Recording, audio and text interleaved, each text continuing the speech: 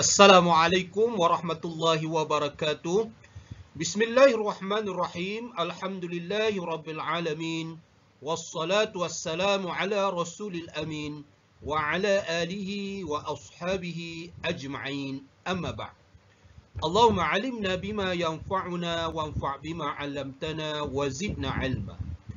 Alhamdulillah kita bertemu lagi dalam siri perkongsian berkaitan dengan ilmu mantiq. Di bahagian tasdiqat, siri yang pertama berkaitan dengan tajuk qadiyah. Melalui perkongsian ini, kita akan mengetahui pengertian qadiyah dan juga huraian terhadap pengertian ataupun ta'rif qadiyah. Yang kedua, kita akan mengetahui pembahagian qadiyah berserta dengan contoh secara umum. Dan yang ketiga, nama-nama bagi qadiyah dan sebab dinamakan dengan sedemikian. Itulah tiga perkara yang akan dikongsikan dalam perkongsian kali ini, insya-Allah. Sebelum kita mengetahui apakah pengertian bagi qadiyah ataupun ta'rif dia, eloklah kita ingat kembali suatu tajuk yang ada dalam pembahasan tasawurat, iaitu tajuk alfaz. Dalam tajuk tersebut, kita telah mengetahui lafaz terbahagi kepada dua bentuk. Yang pertama, berbentuk mufrad, perkataan-perkataan tunggal yang bukan berbentuk ayat. Yang kedua, berbentuk perkataan yang tersusun, murakkab. Ada lafaz yang diungkapkan secara mufrad, ada yang diungkapkan secara murakkab. Kalau mufrad, ada pembahasan kita dah ketahui sebelum ini, ada kulli, ada juz'i. Manakala murakkab pula, dia ada murakkab tam, makna susunan perkataan itu secara sempurna, memberi maksud yang sempurna, ada yang naqis. Manakala yang sempurna pula ada dua bentuk, yang pertama insya'i, yang kedua khabari. Insya'i ini ada pelbagai bentuk, ada berbentuk larangan, doa, seruan, harapan dan juga arahan. Itu semua dinamakan insya'i. Murakkab tam juga ada yang berbentuk khabari, iaitu berbentuk penyataan, berbentuk cerita. Bukan berbentuk insya'i. Melalui pembahasan alfaz ini, apa kaitan dia dengan qadiyah? Qadiyah ialah murakkab yang tam dan juga berbentuk khabari. Itulah qadiyah secara umumnya dari aspek lafaz. Maka selain daripada bentuk-bentuk lafaz yang selain daripada murakkab tam naqis ini, murakkab tam khabari ini, semua itu bukanlah dinamakan qadiyah. Semua bukan dinamakan qadiyah. Oleh demikian, apakah pengertian qadiyah secara ilmiahnya ataupun secara istilahnya? Mari kita lihat sama-sama. Baiklah, kita mulakan dengan pengertian qadiyah. Apakah yang dinamakan qadiyah?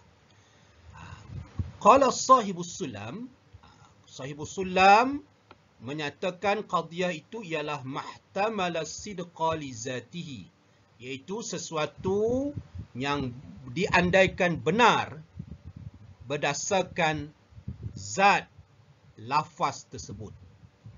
Itulah dinamakan qadiyah. Namun dalam buku teks kamu, dia menyatakan qaulun yahtamilu sidqa wal kizba li zatihi, iaitu suatu kata-kata yang boleh diandaikan benar ataupun dusta berdasarkan kata-kata itu sendiri. Li zatihi, merujuk kepada kata-kata itu sendiri. Bukan merujuk kepada orang yang mengeluarkan kata-kata tersebut. Jadi andaian benar ataupun tidak itu adalah berdasarkan pertimbangan kepada ungkapan kata tersebut, iaitu qaulun tadi. Li zatihi makna li zati qaul, merujuk kepada zat kata-kata itu sendiri. Okey, dalam takrif ini dia ada kalau ada soalan yang diajukan, kenapakah sahibus sulam hanya meletakkan as-sidqa? Di sini dalam buku teks ada jawapannya, iaitu kerana ta'adduban, kerana menjaga adab dengan kata-kata ataupun kalamullah. Kata-kata kalamullah. Kerana kata-kata Allah itu sudah tentu benar. Oleh sebab itu, sahibus sulam hanyalah meletakkan as-sidqa. Dari aspek lain juga, sahibus sulam hanya meletakkan sidqa kerana bila tersebut benar, dalam pemikiran kita secara lazimnya akan ada juga al-kizba. Bila ada benar, sudah tentu ada al-dusta. Oleh sebab itu, memadai dengan lafaz as-sidqa dalam ta'rif yang dikemukakan oleh sahibus sulam. Namun begitu, dalam untuk peperiksaan, kamu perlu menyatakan seperti mana dalam buku teks ini ada perkataan as-sidqa wal kizba secara dua-dua sekali. Qaulun yahtamilu sidqa wal kizba li zatihi, iaitu kata-kata yang boleh diandaikan akan benar dan juga dusta merujuk kepada ungkapan kata itu sendiri, zat kata-kata tersebut. Maka berdasarkan perkataan yahtamilu sidqa wal kizba, terkeluarlah perkataan yang tidak boleh diandaikan benar ataupun dusta, iaitu kal insya'at, seperti mana rajah sebelum ni, paparan sebelum ni, kita telah tahu rajah lafaz terbagi kepada dua, lafaz mufrad, lafaz murakkab. Murakkab pula ada dua, murakkab tam, murakkab naqis. Manakala tam pula terbagi pada dua, khabari, insya'i. Maka yang dikatakan qadiyah itu hanyalah berbentuk khabari. Kerana khabari ini sahaja ataupun penyataan ini saja yang ada kaitan dengan benar ataupun tipu, betul ataupun salah. Manakala yang berbentuk insya'i, dia bukanlah berkaitan benar ataupun salah, tetapi dia berkaitan dengan arahan, larangan, doa. Dia adalah ayatnya lengkap, tetapi tidak dinamakan qadiyah di dalam ilmu mantik. Ilmu mantik hanya merujuk kepada ayat yang lengkap yang berbentuk penyataan. Itu dinamakan qadiyah. Berdasarkan ta'rif yang kita telah ketahui sebentar tadi, iaitu qaulun yahtamilu sidqa wal kizba li zatihi, kita ketahui bahawa walaupun kita boleh terjemahkan qadiyah ni sebagai ayat, namun di dalam ilmu mantik ayatnya lebih khusus kepada ayat-ayat berbentuk penyataan yang boleh kita andaikan betul ataupun salah, benar ataupun dusta. Berbeza dalam ayat dalam ilmu bahasa yang lebih umum, merangkumi segala perkara yang boleh difahami. Ayatnya lengkap, boleh difahami. Itu dalam ilmu bahasa. Tetapi dalam ilmu mantik, qadiyah hanyalah menjurus kepada kata-kata ataupun ayat yang berbentuk penyataan yang boleh diandaikan benar ataupun salah. Seterusnya, masih lagi dalam huraian, iaitu perkataan zatihi. Perkataan zatihi ini kenapa perlu ada di dalam ta'rif? Tujuan dia adalah untuk mengeluarkan perkataan ataupun lafaz-lafaz yang boleh diandaikan betul dan salah, tetapi lilazimihi. Bukan zat ayat tersebut, tetapi yang mengiringi ayat tersebut. Lazim istilah dia, iaitu yang seiring dengan ayat tersebut. Yang dikatakan qadiyah ialah mesti merujuk kepada diri ayat tersebut. Macam saya kata, saya seorang guru. Perkataan saya seorang guru itulah yang dinamakan qadiyah. Bukan lazimnya. Lazimnya maknanya yang seiring dengan. Contohnya, perkataan isqini. Isqini dah memang betul bukan qadiyah dah. sebab dia fi'il amar. Tetapi dia punya lazimnya yang mengiringi perkataan isqini ni adalah berbentuk khabari, iaitu ana atsyan. Kita faham daripada perkataan isqini itu, bila orang tu minta minum, berikan aku minuman, maksudnya kita tahu bahawa orang tu, kita tahu dia adalah seorang yang dahaga. Seorang dahaga itu berbentuk ayat penyata. Tetapi tidak dinamakan qadiyah sebab dia muncul seiring dengan ayat asalnya, iaitu zat ayat tu ialah isqini tadi. Berikan apa ni? Berikan aku minuman. Berikan aku minuman tu maksudnya yang melazimi, yang kita faham daripada isqini itu, dia adalah seorang yang sedang dahaga. Sedang dahaga, ya. Ayat penyata itu walaupun dia memang ayat penyata, tetapi bukanlah zat ayat asal yang diungkapkan, ya. Dia hanyalah yang difahami ataupun lazim bagi ayat tersebut. Jadi kesimpulannya, qadiyah ini mesti merujuk kepada ungkapan asal ayat tersebut, bukanlah yang seiring ataupun di sebalik yang difahami daripada ayat tersebut. Maka terkeluarlah ayat yang berbentuk penyata yang difahami ataupun yang mengiringi sesuatu ayat yang bukan qadiyah. Boleh faham, ya? Mudah-mudahan boleh dapat difahami.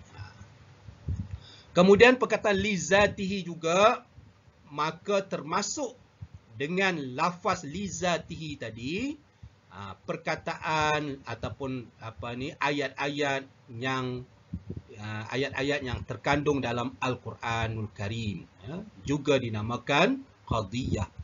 Begitu juga daripada hadis-hadis Rasul SAW, lafaz-lafaz tersebut dinamakan qadiyah juga dalam ilmu mantik. Begitu juga termasuk dalam dikatakan qadiyah ialah akhbar al-maqtu' bikazbihi, iaitu yang pasti dustanya, seperti kata-kata Fir'aun. Bila Fir'aun yang ucap tu mestilah dusta, kan, tipu. Tetapi ungkapan Fir'aun itu dinamakan qadiyah kerana dalam ilmu mantik yang dikatakan qadiyah itu tersebut ialah berdasarkan lafaz ayat tersebut, bentuk lafaz itu. Kalau berbentuk penyata, maka itulah yang dinamakan qadiyah, tanpa mengira siapakah yang mengungkapkan perkataan tersebut. Jadi semua lafaz-lafaz ini dinamakan qadiyah. Dinamakan qadiyah. Seterusnya, perkara penting juga ialah berkaitan dengan nama-nama lain bagi qadiyah dan kenapa dinamakan dengan nama tersebut. Okey, nama-nama qadiyah, asmaul qadiyah wa sababu tasmiyatiha. Nama-nama qadiyah dan sebab penamaan dengan nama tersebut. Ada 4 dalam buku teks. Yang pertama dakwa, matlub, muqaddimah, natijah. Jadi keempat-empat nama ini mesti dihafal dan diingat. Itu yang pertama. Yang kedua, kenapa nama tersebut dinamakan sedemikian. Contohnya, kenapa qadiyah dinamakan dakwa? Kenapa qadiyah dinamakan matlub?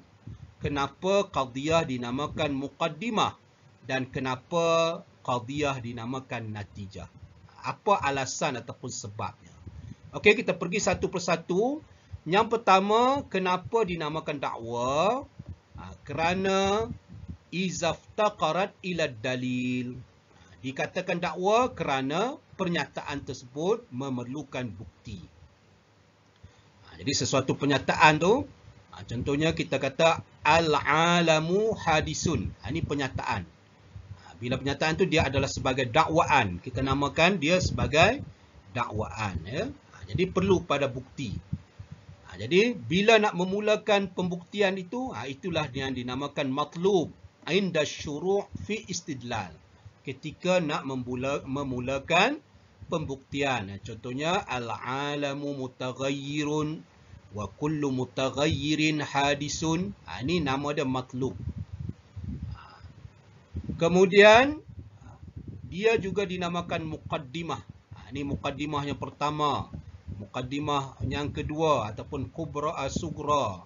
Kemudian yang kedua tu nama dia kubra. Jadi semua menggunakan ayat. Ayat ini dinamakan muqaddimah. Dia sebenarnya adalah qadhiyah lah. Cuma bila berada di dalam bentuk ini dia dinamakan muqaddimah. Kemudian qadhiyah juga dinamakan natijah apabila ayat tersebut adalah hasil daripada proses istidlal tadi. Yang dinamakan qiyas ya. Nanti kita akan belajar bab qiyas, kita tahu ya proses ini. Jadi hasil itu ataupun kesimpulan daripada proses pembuktian itu nama dia natijah. Dia sebenarnya adalah qadhiyah sebab tengok al-alamu hadisun. Dia ada berbentuk ayat, ayat penyataan ya, ayat penyata. Maka itulah dinamakan qadhiyah. Jadi keempat-empat nama berserta dengan alasan ini amat penting kamu ambil perhatian dan juga dihafal dan diingat sebaiknya. Seterusnya isinya amat mudah tetapi amat penting iaitu pembahagian qadhiyah. Ada berapa pembahagian qadhiyah? Jawapannya qadhiyah ada dua jenis. Yang pertama qadhiyah hamliyah, hafal elok. Yang kedua, qadhiyah syartiyah. Secara umum, kita pergi dulu apa makna ataupun ta'rif bagi qadhiyah hamliyah, iaitu makana tarfaha mufradain au fi quwwatil mufradain. Iaitu sesuatu ayat yang terbentuk daripada dua mufrad. Seperti mana kita tahu dalam paparan yang awal tu, lafaz terbagi pada dua, mufrad dan murakkab. Yang dikatakan qadhiyah hamliyah itu ialah sesuatu yang tersusun daripada dua mufrad. Mufrad yang pertama sebagai maudhu', mufrad yang kedua sebagai mahmul. Itu tarfaha. Dua juzuknya nanti kita akan lihat tajuk khusus berkaitan dengan qadhiyah hamliyah. Akan dihuraikan lagi secara lebih terperinci. Apakah contohnya? Contoh yang mewakili tarfaha mufradain iaitu Muhammad alimun. Ini mufrad, Muhammad ni mufrad, alim pun mufrad. Terbentuk daripada dua mufrad. Itu nama dia qadhiyah hamliyah. Contoh yang kedua yang dinamakan qadhiyah hamliyah iaitu fi quwwatil mufradain, yang mempunyai hukum sama seperti dua mufrad. Iaitu Muhammad, ini dah tentu mufrad. Kemudian qama abuhu. Qama abuhu ni walaupun dia berbentuk ayat, tetapi dia mengambil hukum bermaksud qaimu abi. Ini juga qaimu abi ni mudhaf mudhafu ilaih, maka dia adalah mufrad. Maka inilah yang dinamakan fi hukmi fi quwwatil mufradain, iaitu pada hukum dua mufrad. Nanti kita akan perincikan lagi dalam tajuk khusus berkaitan dengan qadhiyah hamliyah. Qadhiyah yang kedua ialah qadhiyah syartiyah. Tengok apa bezanya? Ta'rifnya ialah ma laysa kana tarfaha mufradain wala fi quwwatil mufradain. Tengok ada perkataan laisa saja, iaitu sesuatu ayat yang bukanlah berbentuk juzuknya terdiri daripada dua mufrad ataupun dalam hukum dua mufrad.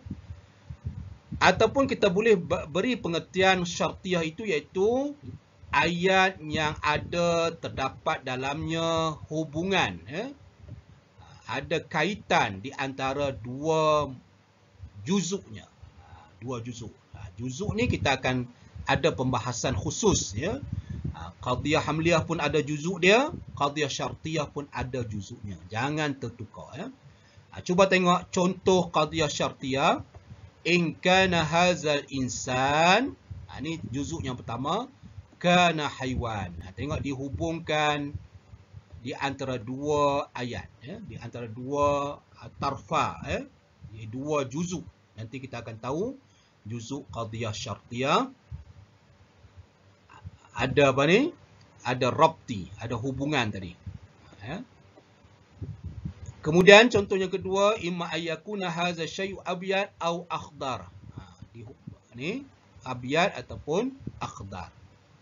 Semua itu akan dijelaskan dalam tajuk khusus berkaitan dengan qadiyah syartiyah. Cuma untuk peperiksaan yang penting kamu mengingat pembahagian qadiyah ini dua saja. Kemudian ta'rif mesti diingat. Itu perkara wajib. Kemudian contoh. Contoh mewakili mufradain, mewakili fi quwwatil mufradain. Begitu juga syartiyah, contoh bagi qadiyah syartiyah. Mesti dihafal, ya, tiga isi tersebut. Pembahagian, ta'rif setiap pembahagian dan contohnya. Ya. Itu selebihnya secara lebih detail kita akan kongsikan dalam perkongsian yang akan datang berkaitan dengan qadiyah hamliyah dan juga qadiyah syartiyah.